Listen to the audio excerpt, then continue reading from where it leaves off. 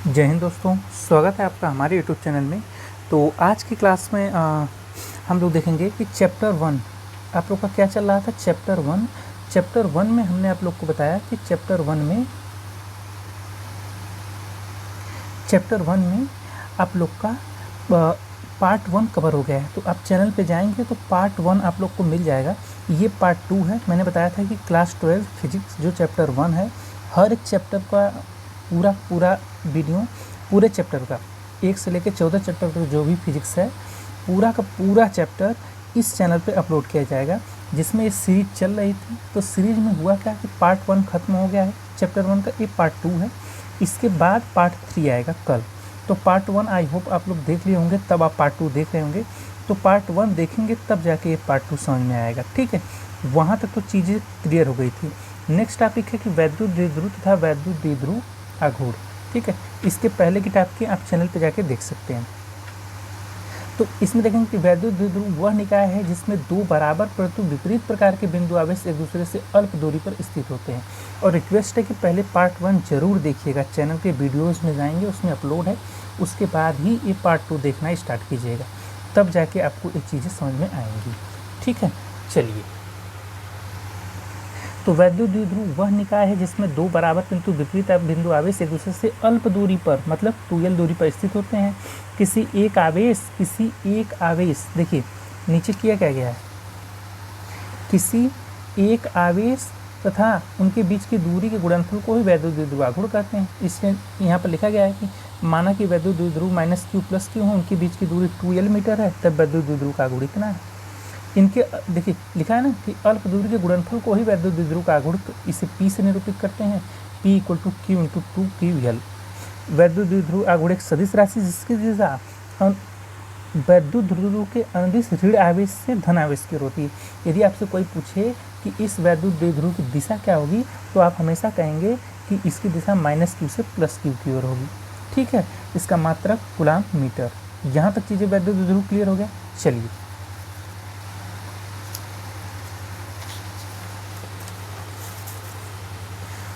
अब आती है टॉपिक वैद्युत, देखिए मोस्ट इंपॉर्टेंट टॉपिक, वैद्युत द्विध्रुव के कारण उत्पन्न वैद्युत क्षेत्र की तीव्रता। इसमें दो केस है, अच्छी स्थिति और निरक्षी स्थिति। तो पहले देखेंगे अच्छी स्थिति। वैद्युत द्विध्रुव के अच्छी स्थिति में किसी बिंदु पर वैद्युत क्षेत्र की तीव्रता, ठीक है। चलिए क्या करेंगे, माना एक वैद्युत द्विध्रुव AB इस चित्र में आपको दिखाया गया है यहाँ पर, जिसका परावैद्युतांक K है। इस पूरे मीडियम का परावैद्युतांक कितना है, K है। -q तथा +q कूलाम के आवेशों से बना, जिनके बीच की दूरी अल्प दूरी l और l 2l है। वैद्युत द्विध्रुव के मध्य बिंदु O से r दूरी पर एक अच्छी स्थिति में एक बिंदु P है, जहाँ पर हमें वैद्युत क्षेत्र की तीव्रता ज्ञात करनी है, ठीक है। चलिए, अब इन्होंने कहा है कि माना कि वैद्युत द्विध्रुवों के -q तथा +q आवेश के कारण विद्युत क्षेत्र की तीव्रताएं क्रमशः E1 और E2 हैं। यही चीज़ सेम चीज़ लिख दी गई है। तो बिंदु P की माइनस q और +q से दूरी निकालेंगे। आप बताइए, ये पूरी दूरी 2l है, यहाँ से यहाँ तक की दूरी कितनी है, 2l है। तो इसके मध्य बिंदु से कह रहा है कि बिंदु P की आवेश यहाँ से इस P की दूरी r है, तो यहाँ से यहाँ तक की दूरी कितनी होगी। पहले इन दोनों से इसकी दूरी निकालेंगे, तभी तो विद्युत क्षेत्र की तीव्रता का सूत्र लगाएंगे। E = 1/4πε0 q/r। कैसे लगाएंगे इस फार्मूले को, पहले यहाँ से दूरी निकालेंगे, तो यही l दूरी यहाँ से घटा देंगे, और -q से यहाँ तक की दूरी, तो r में यही l जोड़ देंगे, ठीक है। चलिए, तो E1 क्या हो जाएगा, 1/4πε0 q/r - l का होल स्क्वायर +q के कारण। अब यही चीज़ E2 -q के कारण 1/4πε0 q/r, यहाँ से यहाँ तक की दूरी r है, ये l जुड़ जाएगा, l स्क्वायर। कूलाम के नियम से देखिए, पार्ट 1 देखे होंगे तो उसमें आपको मैंने बताया था कि वैद्युत क्षेत्र की तीव्रता होती है F/q0 होती है। F कूलाम के नियम से बताया था कि 1/4πε0 q1 q2/r² होता है, उसी फार्मूले से डिराइव हुआ था। इसलिए मैं कह रहा हूँ कि पार्ट 1 जरूर देखिएगा, ठीक है। और आप पढ़ रहे हैं तो कम से कम क्रम वाइज देखेंगे तो सही रहेगा, ठीक है। मैं इन चैप्टरों को एक वीडियो में भी लाऊंगा, लेकिन आप भी शुरुआत में तैयारी कर रहे हैं तो एकाएक लोड देना ठीक नहीं है, इसलिए पहले पार्ट वाइज डिवाइड किया हूँ, उसके बाद पूरा एक ही वीडियो में आपको क्लास मिल जाएगा, ठीक है। इस समय आपको कष्ट ये करना है, थोड़ा सा वीडियो में जाकर देखना है कि पार्ट 1 कहाँ है, उसको वॉच करना है। पार्ट 1 जो वॉच करेंगे नीचे पार्ट 2 आ जाएगा, या वीडियोस में जाके देख लेंगे, पार्ट 2 आपको मिल जाएगा। ठीक है, इतना कष्ट आप कीजिए, क्योंकि एकाएक लोड देंगे आपको समझ में नहीं आएगा, क्योंकि जो चीज़ आज पढ़नी है उससे ज़्यादा इंपॉर्टेंट है इसको रिवाइज़ करना। रिवाइज़ नहीं करेंगे, पढ़ लेंगे, कोई फ़ायदा नहीं होगा। ठीक है, तो इसलिए एकाएक लोड देना ठीक नहीं है। जब इस सिलेबस को दोबारा मैं दोहराऊँगा तब एक एक क्लास में पूरा खत्म करूँगा, तब आपकी माइंड की जो क्षमता होगी, कैपेबिलिटी होगी, वो इस योग्य होगी कि एक ही साथ में आप उतना लोड ले सकते हैं। ठीक है, तो इस चीज़ को समझिएगा। चलिए, E = 1/4π/0 की Q/R² चलिए अब करेंगे क्या, चूँकि आप लोग को पता है कि ये जो वैद्युत क्षेत्र की तीव्रता एक दूसरे की विपरीत दिशा में है, तो जोड़ेंगे तो E1 तो प्लस आएगा, E2 माइनस आ जाएगा। तो इसकी परिणामी तीव्रता अगर बात करें तो इनके अंतर के बराबर होगी, समझ रहे हैं। अब E1 और E2 हमें निकालना है, E1 और E2, तो इस दोनों को जोड़ेंगे तब तो परिणामी तीव्रता प्राप्त होगी। लेकिन E1 + E2 करेंगे, लेकिन E2 विपरीत दिशा में है, तो इसीलिए यहाँ पर परिणामी तीव्रता E = E1 - E2 हो गया है। ठीक है, इसलिए इसके अंतर के बराबर होगी।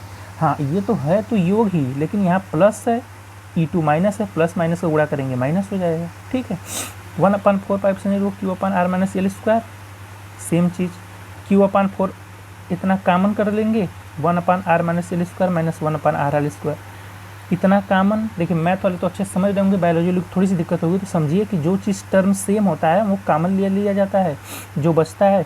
देखिए बायोलॉजी वाले इतने तो पढ़े होंगे कि इन दोनों का लस लिया गया है, फिर इसमें इसका भाग करके इसमें अंश में गुणा किया जाता है। तो Q/4π/0 4L, इसको सॉल्व किया गया है a + b के होल स्क्वायर पर, तो बचेगा 4L और टर्म कट जाएंगे। 1/4π/0 2 × 2 करके 2QL, इस टर्म में देखिए यहाँ से 2 ले लिया गया है, QL 2QL क्यों लिया गया है, क्योंकि ये वैद्युत द्विध्रुव का आघूर्ण है। अब इसके स्थान पे P रख देंगे, R अलग कर लेंगे, R - L²। ठीक है, चलिए अब जहाँ Q था, यहाँ देखिए जहाँ उसमें Q था, E = 1/4π/0 2PR, देखिए यहाँ पर देखिए, फिर से देखिए इस टर्म को आप लोग को थोड़ा सा कन्फ्यूजन हो रहा होगा, फिर से समझा देता हूँ कि 1/4π/0 Q/R - L², इतना चीज़, ये चीज़, इतना चीज़ समझ रहे हैं, कॉमन हुआ है, इन दोनों का एलसीएम लिए इतना आया। अब इस चीज़ को R² + L² 2LR जुड़ गया है, R² और L², इसमें भी R² L² कैंसिल हो गया है। अब 2 को बाहर लिखकर 2QL के रूप में, देखिए यहाँ Q है ना, यहाँ पे L 2QL मिला के P बना दिया गया है, तो यहाँ P लिख दें, वैद्युत द्विध्रुव आघूर्ण 2PR। अब देखिए वैद्युत द्विध्रुव क्या है, अभी समझाए हैं कि 2L उनके बीच की दूरी गुणे आवेश, ये चीज़। ठीक है, यही सेम चीज़ यहाँ पर लिख दिया गया है कि E = 1/4π/0 2PR R - L²। ठीक है, अब L का मान R की अपेक्षा बहुत ही कम है, समझ रहे हैं, L की अपेक्षा R की अपेक्षा बहुत कम है। यदि आप इनके बीच की वैद्युत द्विध्रुवों के बीच की दूरी की बात करें तो यह L इस R की तुलना में तो बहुत ही कम है। उसी चीज़ को ये कह रहा है कि बहुत कम है, इसलिए इसने क्या किया, L² को नगण्य मान लिया। तो L² अगर 0 माने, हालांकि 0 तो नहीं हो सकता, तो यह R² बचेगा, R² की घात 4 घात 4 घात, ऊपर R है ही, R से R एक कैंसिल हो जाएगा, बचेगा क्या, 1/4π/0 के 2P/R की न्यूटन प्रति कूलम। निर्वात या वायु के लिए K की वैल्यू 1 हो जाएगी, E = 1/4π/0 2P/R की न्यूटन प्रति कूलम। ठीक है, 1/4π/0 के लिए इतना। ये हो गया अच्छी स्थिति में। दूसरा चलते हैं निरक्षी स्थिति में।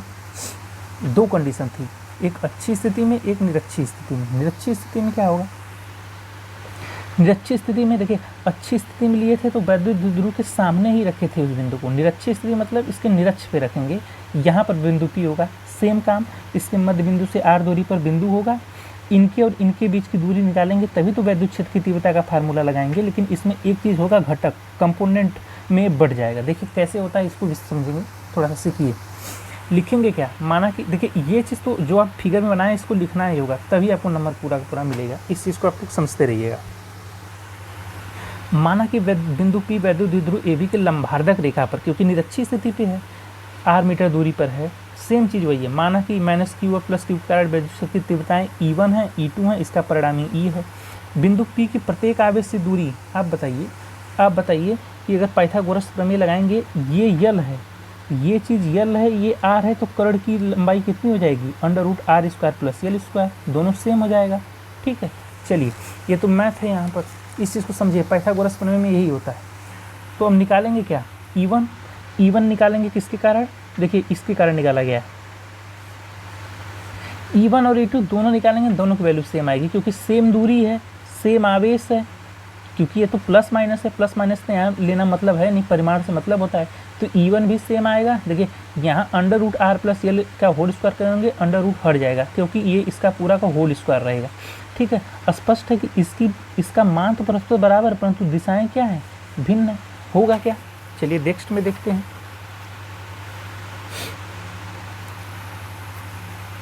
E1 और E2 के AB के लंबवत घटक, इसमें लंबवत घटक कौन है, ये है। अब इस चीज़ के इसमें दो घटक होंगे, देखिए कौन कौन सा, एक ये E1 साइन थीटा और E2 साइन थीटा, समझ रहे हैं, E1 साइन थीटा और E2 साइन थीटा, तो ये दूसरे के लंबवत तथा विपरीत होंगे, तो ये निरस्त हो जाएंगे, लेकिन जो ये इसका क्षैतिज होगा, E1 कास थीटा और E2 कास थीटा, यही जुड़ जाएगा। इस चीज़ को इसमें ध्यान रखना है।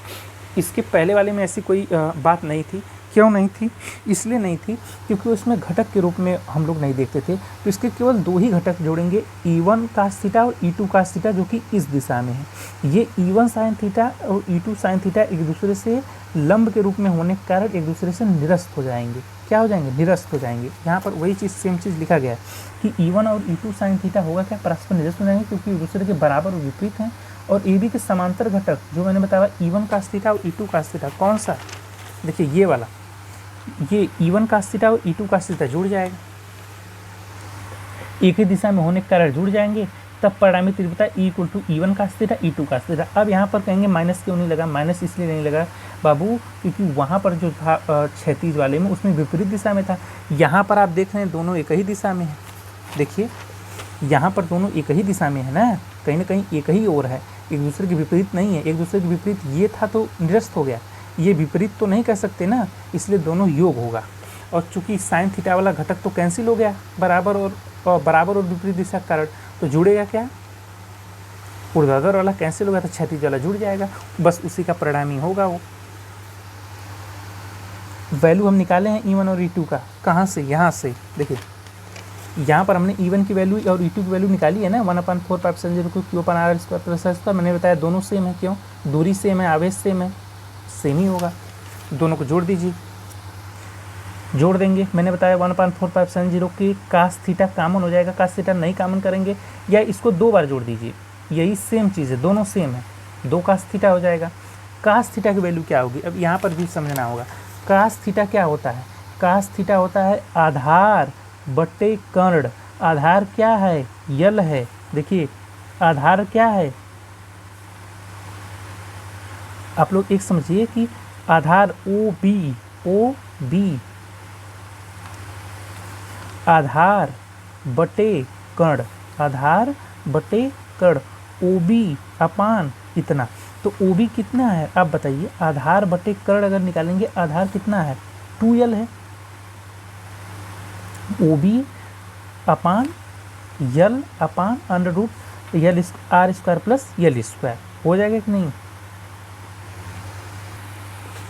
चलिए देखते हैं होगा क्या। देखिए आधार क्या है इसका, यल है, तो यल अपान कर्ण, कर्ण क्या है r², ये कर्ण क्या है आप बताइए, कर्ण यही तो है r² प्लस यल², या इसको लिखते हैं r² प्लस यल² पावर 1/2, ये लिखिए या तो ये लिखिए।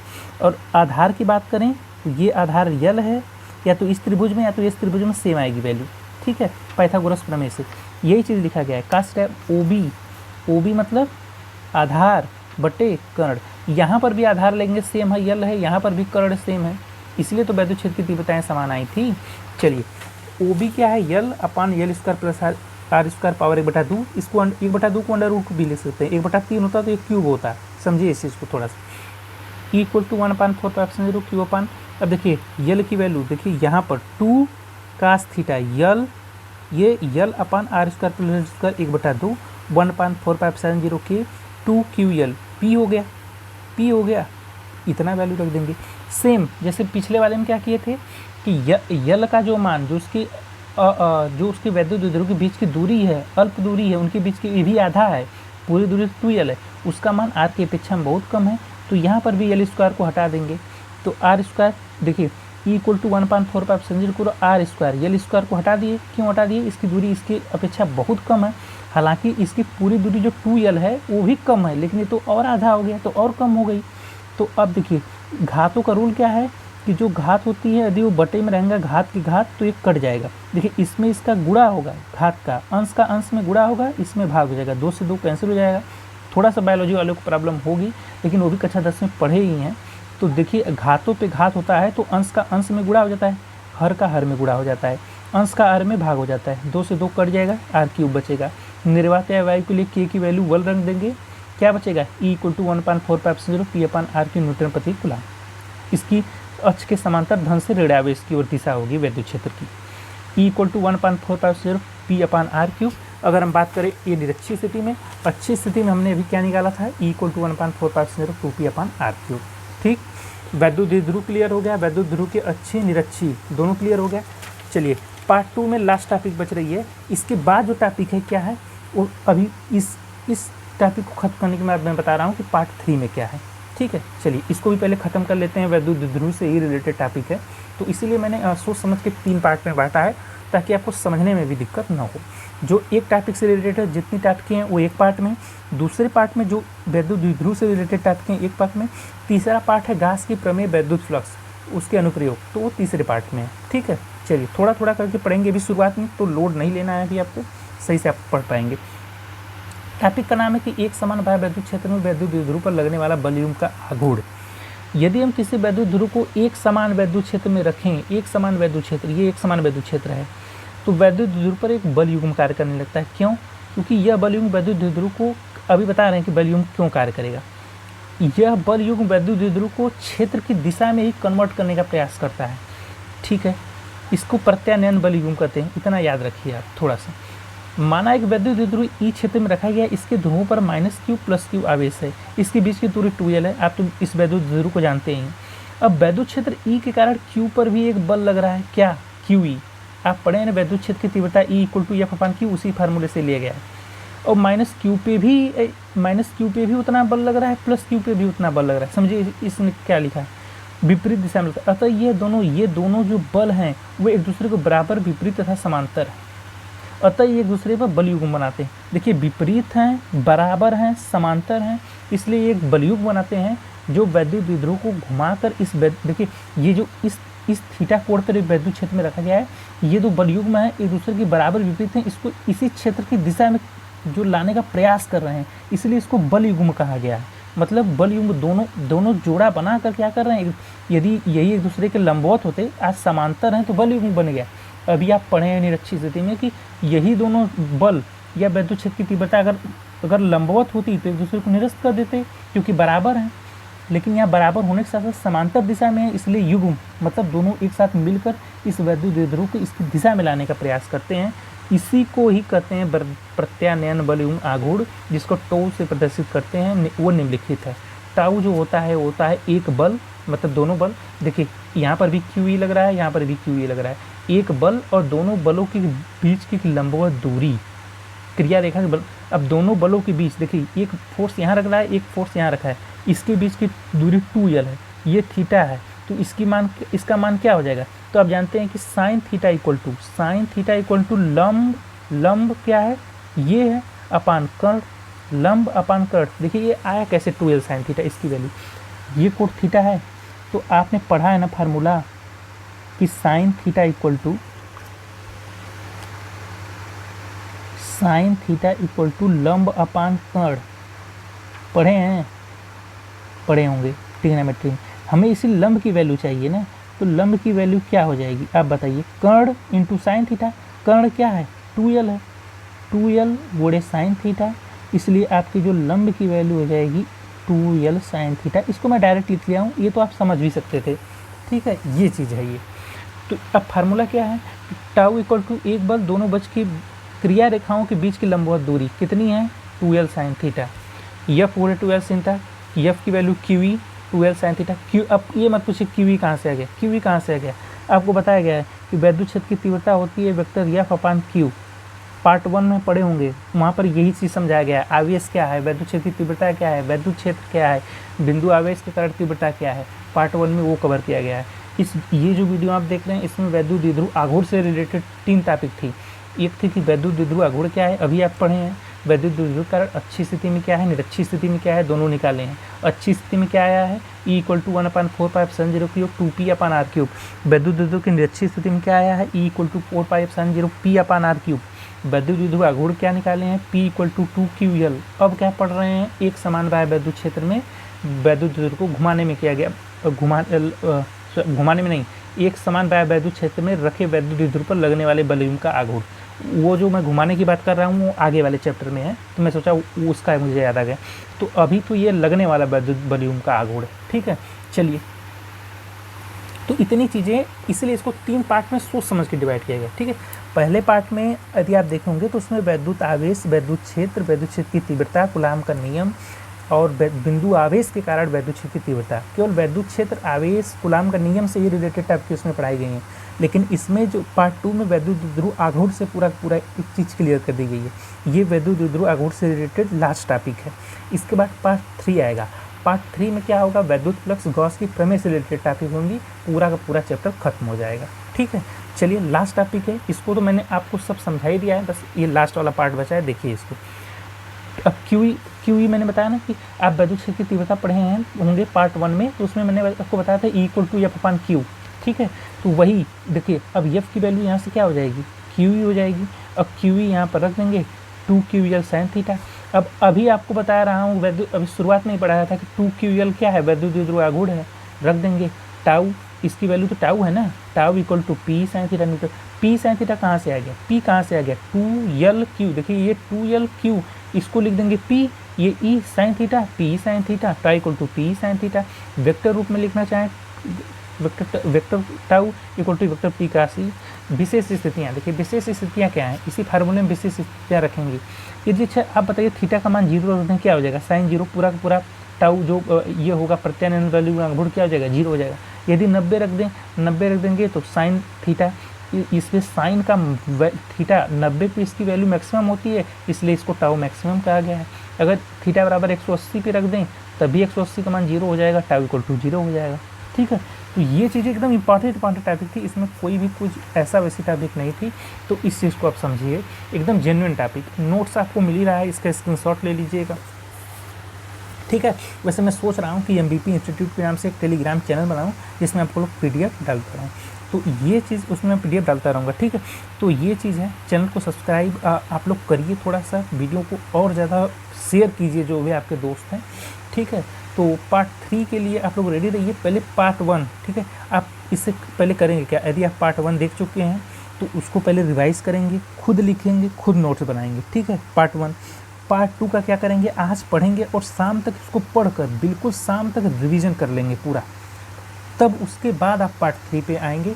तो पार्ट 3 जब एक बार पढ़ा दूंगा तब तीनों एक साथ एक बार रिवीजन करके तब चैप्टर 2 पे चलेंगे, ठीक है। चलिए, बाकी पढ़िए, पढ़ने से ज़्यादा इंपॉर्टेंट चीज़ है रिवाइज़ करना, तो उसको रिवाइज़ भी करते रहिएगा, इसलिए थोड़ा थोड़ा लेकर चल रहे हैं। मैं चाहता तो एक ही वीडियो में पूरा बना देता, लेकिन आप लोग एक साथ लोड अभी शुरुआत में नहीं लेना है, ठीक है। ऐसा आएगा, ऐसा तो होगा ही कि पूरा चैप्टर एक ही वीडियो में आएगा, लेकिन अभी थोड़ा सा करके लोड लेते जाइए, इसको समझते जाइए, ठीक है। चलिए, तो चलते हैं। चैनल को सब्सक्राइब जरूर कर लीजिएगा, वीडियो को शेयर कर दीजिएगा। टेलीग्राम चैनल बना रहा हूँ तो लिंक इसी चैनल में डाल दूंगा उसके बायो में, तो आप लोग उस टेलीग्राम पे भी जुड़ जाइएगा। अब PDF चाहेंगे तो ये हैंड रिटन नोट्स मैंने खुद लिख रहा हूँ आप ही लोगों के लिए, ताकि आप लोग को कोई असुविधा ना हो, ठीक है। चलिए, स्क्रीनशॉट लेना चाहें तो स्क्रीनशॉट ले ही सकते हैं, और बाकी चलिए चलते हैं, तब अपना रिवाइज करते रहिए।